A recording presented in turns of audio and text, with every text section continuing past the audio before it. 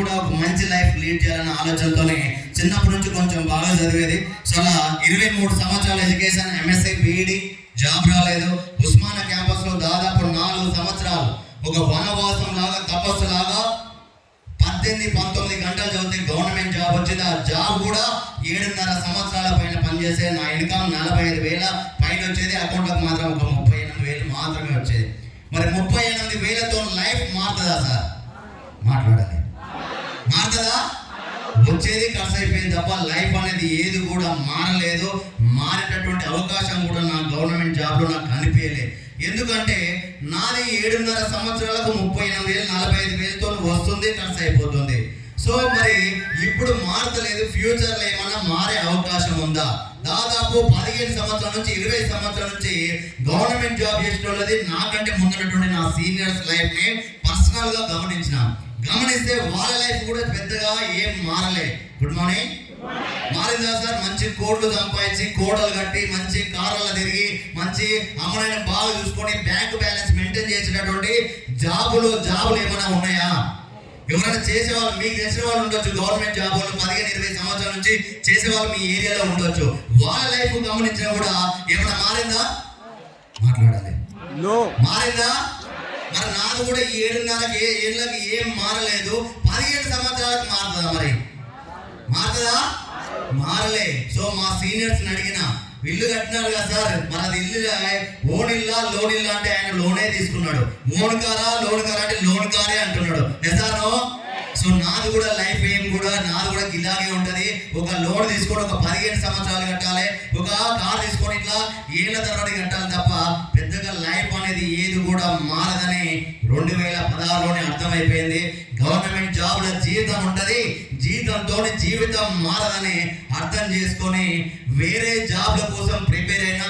Group 2 అనే post కూడా miss అయిపోయింది. గవర్నమెంట్ జాబ్లో ఎన్నో ప్రయత్నం చేసిన. సో నేను చాలా నోటిఫికేషన్లు, సో తిండి తినకపోయినా, టిఫిన్ చేయకపోయినా కానీ నోటిఫికేషన్ మాత్రం 100% అప్లై చేసేది. సో అట్లా ఎన్ని చేసినా కూడా జాబ్ అనేది పెద్ద జాబ్ ఏం రాలేదు. Good morning. రాలేదు.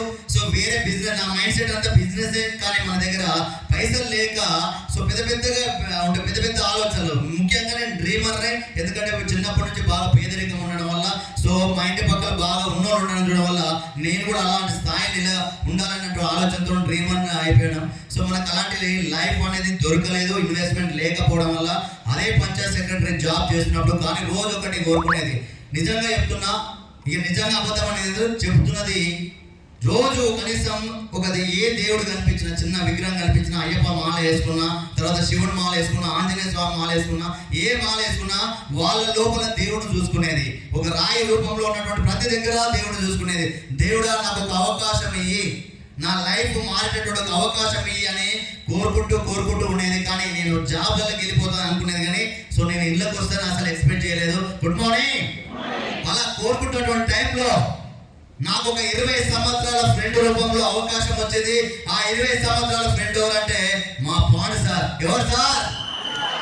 ఈరోజు పాండు సార్, మా గురువు గారు ఎంఎస్ సార్ గారు, వెంకట్ సార్.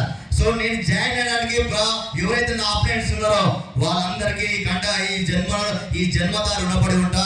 ఎందుకంటే వాళ్ళు ఈ రోజు నాకు ఆ రోజు ఆ అవకాశం ఇవ్వడం వల్లనే ఈ రోజు మీ ముందర నేను మాట్లాడుతున్నా. వాళ్ళు ఈ రోజు అవకాశం ఇవ్వకపోతే నేను అదే జాబ్ లో ఉండి ఎక్కడున్నా బతుకులు కట్టే ఉంటుండే. సో రూమ్ రెంట్ కష్టపడుతుండేది, పిల్లల లైఫ్ కోసం కష్టపడుతుండేది. అన్నిటికీ కాంప్రమైజ్ అంటుండే లైఫ్ లో ఉంటుండే. నాకు నచ్చదు. సో పేదరికం అనేది అసహ్యం. పేదరికంలో ఉండొద్దు అన్నటువంటి ఆలోచన నాది. కానీ అలాంటి లైఫ్ లో నుంచి ఈ రోజు ఇక్కడ నిలబెట్టారంటే ఆ క్రెడిట్ గోస్ టు మా అప్లైన్స్ అండ్ నా డౌన్ లైన్స్.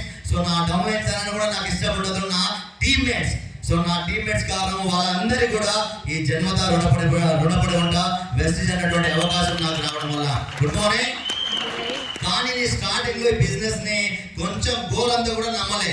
సో కొంచెం పైసలు సంపాదించాలన్న ఆలోచనతో కొన్ని నెట్వర్క్ మార్కెటింగ్ ఆల్రెడీ కొన్ని ఎక్స్పీరియన్సెస్ ఉన్నాయి. డబ్బులు కట్టేసి మోసపోయినటువంటి ఎక్స్పీరియన్స్ ఉన్నాం. కొన్ని నెట్వర్క్ మార్కెట్ చూసినటువంటి ఎక్స్పీరియన్స్ తోనే మా ఫ్రెండ్ తోనే అన్నా ఇట్లాంటివి మస్తు చూసిన అన్నా. ఏమన్నా మాట్లాడాలి. టిఫిన్ తక్కువైందా? ఆకలి అవుతుందా? మరి ఫస్ట్ సెషన్ నాదే, జరా జోష్ ఉండాలి. Good morning. మాట్లాడాలి. మాట్లాడాలి. నా కళ్ళ ముందర ముగ్గురే మీరే కనిపిస్తారు. కొంచెం మీరు మాట్లాడితే నేను మాట్లాడు. Good morning. ఏమన్నా సార్? ఏమన్నా? మీరు కూడా మస్తు చూసిన అన్న బ్యాచ్. ఇల్లు నాకు ఉన్నటువంటి క్లారిటీ ప్రకారం దాదాపు 80 నుంచి 85% వరకు మస్తు చూసిన అన్న వాళ్ళే. నేను అదే అన్నా, మీరు కూడా అదే అన్నారు, అవునా కదా? అని తెలియక సో మా ఫ్రెండ్ ఏం చెప్పినట్టే ఈ ప్రోడక్ట్ అన్ని చాలా బాగున్నాయి, ఒకసారి వాడు, నీకు నచ్చితే కంటిన్యూ చేయి, నచ్చపోతే వదిలేసే, ఇంకా నచ్చపోతే 7 కొన్న వాళ్ళ రిటర్న్ ఇచ్చేయి అని చెప్పినా కూడా స్టార్టింగ్ లో నమ్మలేదు. సో బాగా నాకు గ్యాస్ స్టవ్ ఉంది, అదే గ్యాస్ స్టవ్ ఇంకొక ఫ్రెండ్కి ఇవ్వడం వల్ల బాగా రిజల్ట్ వచ్చిందని చెప్పేస్తే ఆ ఫ్రెండ్కు ఫోన్ చేసిన, అరే పరమేష్ ఈ పాండు గారు ఏదో సబ్బులు షాంపూలు అని నా ఎంబడి పడతా ఉన్నాడు, ఏంటి అని కూడా అంటే ఆ ప్రోడక్ట్లు బాగానే ఉన్నాయి, నువ్వు వాడుకో. మరి నువ్వు వాడుకుంటున్నావా, బిజినెస్ చేస్తున్నావు అంటే నేను బిజినెస్ చేయట్లేని ప్రోడక్ట్లు వాడుతున్నా అని చెప్పేస్తే నేను కూడా ప్రోడక్ట్లు వాడదామని ఇందులో జాయిన్ అయిన తప్ప పైసల రిక్వైర్మెంట్ ఉంది కానీ సరైన ప్లాట్ఫామ్ కాదన్నటువంటి నెగిటివ్ ఆలోచనతోనే ప్రోడక్ట్ వాడుకోవడం కోసమే జాయిన్ అయినా. నాకు బాగా గ్యాస్ ట్రబుల్ ఉండేది, ఈనో ప్యాకెట్లో ర్యాంట్ అనే టాబ్లెట్ బాగా వేసుకునేది, దానికి ఇందులో ఉన్నటువంటి జస్ట్ ఒక 4 ప్రోడక్ట్లు, ఆయిల్, చాయ్ పత్తా, అలోవెరా క్యాప్సిల్ జస్ట్ ఒక 2 నెలలు వాడుకున్నాం, చాలా బాగా రిజల్ట్ వచ్చింది. రోజు చాలా దూరం వెళ్ళేది, 180 కిలోమీటర్లు బైక్ మీద తిరిగేది గ్రామ పంచాయతీ కిందికి, అట్లా బ్యాక్ పెయిన్ కు వాడుకున్నా చాలా బాగా రిజల్ట్ వచ్చింది. అయినా కూడా బెస్ట్ మీద నమ్మకం రాలే.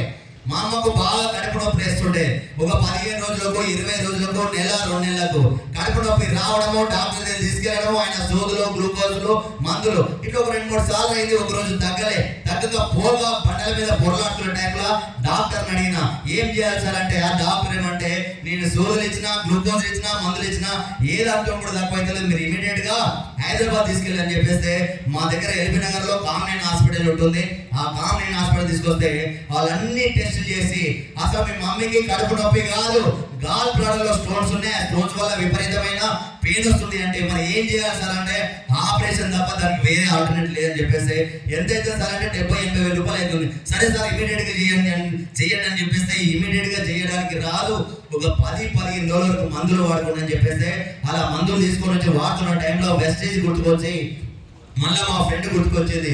ఆల్రెడీ నాకు గ్యాస్ ట్రబుల్ బ్యాక్ పెయిన్ ఉండడం వల్ల, నాకు అది తక్కువ ఉండడం వల్ల నా ఫ్రెండ్ని అడిగిన ఇది ప్రాబ్లం ఉంది, మరి మీ దాంట్లో ఏమైనా తక్కువైతాయా అంటే తక్కువైతే అని చెప్పేసి చెప్పడంతో నేను కూడా అవి వాడడం స్టార్ట్ చేసిన.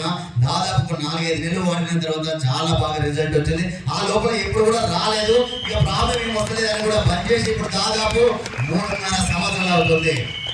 దాదాపు 70-80 వేల రూపాయలు ఖర్చు అయినటువంటి ఆపరేషన్ అవడం వల్ల పెయిన్ అవడం వల్ల దాదాపు 4-5 నెలలు బెడ్ మీద పడేటటువంటి పరిస్థితే. వెస్టీజ్ లో ఉన్నటువంటి సప్లిమెంట్లు తగ్గిస్తున్నాయంటే, ఈ ఆపరేషన్ తప్పిస్తుందంటే, 70-80 వేల రూపాయలు మిగిలిస్తున్నాయంటే 4-5 నెలలు బెడ్ మీద పడే పరిస్థితినే తప్పిస్తుందంటే ఈ ప్రోడక్ట్లు పనిచేస్తున్నాయి. ఈ ప్రోడక్ట్ ఎలా దమ్ముందని అప్పుడు వెస్టీజ్ మీద నమ్మకం స్టార్ట్ అయింది. తర్వాత వ్యవసాయం కూడా, ఒక అద్దె పొలంలో వరికి వాడిపిస్తే 11 క్వింటాల పైన బియ్యం, 20 ఏళ్ళ నుంచి వ్యవసాయం చేసినా ఎప్పుడు కూడా 6-7 క్వింటాలు రాలే, ఒక అద్దె పొలంలోనే 11 క్వింటాలు రావడం వల్ల మా అన్నయ్య అరే నువ్వు ఎక్కడికి వెళ్ళి తీసుకొచ్చినావు, ఎవరు ఇచ్చారు నీకు, ఇవి చాలా బాగా పనిచేస్తున్నాయని ఆ రోజు వెస్టీజ్ అగ్రి ప్రోడక్ట్ యొక్క గొప్పతనం చెప్పడం వల్ల వ్యవసాయాన్ని కూడా పనిచేస్తున్నాయని అర్థమైపోయింది. Yes or no?